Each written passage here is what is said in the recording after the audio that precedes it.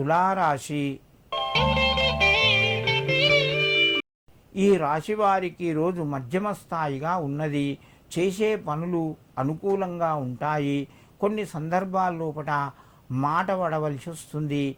కొంచెం మీరు మౌనంగా ఉండి ఫలాన్ని ఆశించకుండా మీరు పని చేసినారు కాబట్టి ప్రతిఫలం పొందుతారు.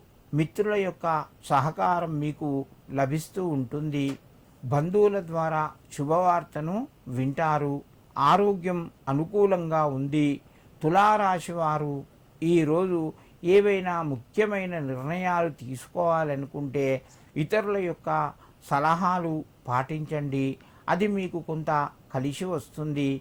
ఈ రాశివారు ఈరోజు మేధా దక్షిణామూర్తి అయి నమః అని చెప్పి దక్షిణామూర్తికి నమస్కరించుకొని మీ పనులు ప్రారంభించండి.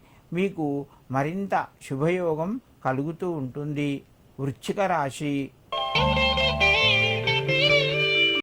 ఈ రాశి వారికి రోజు కొన్ని కష్టాలు తీరినట్టుగా చెప్పుకోవచ్చును.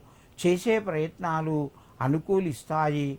ఎప్పుడో మీరు మర్చిపోయినటువంటి విషయము ఈరోజు మీకు గుర్తుకొస్తుంది. దానివలన కొంత లాభం జరిగే అవకాశం కూడా ఉన్నాయి. కొత్త వస్తువులు కొనే ప్రయత్నం లోపట తొందరపాటు నిర్ణయాలు తీసుకోవద్దు. జాగ్రత్తగా అడుగులు వేయండి. మీకు కలిసి వస్తుంది.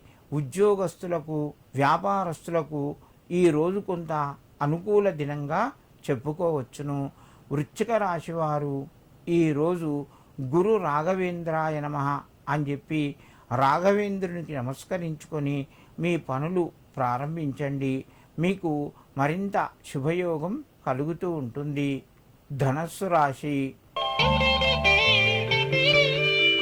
ఈ రాశి వారికి రోజు మధ్యమ స్థాయిగా చెప్పవచ్చును.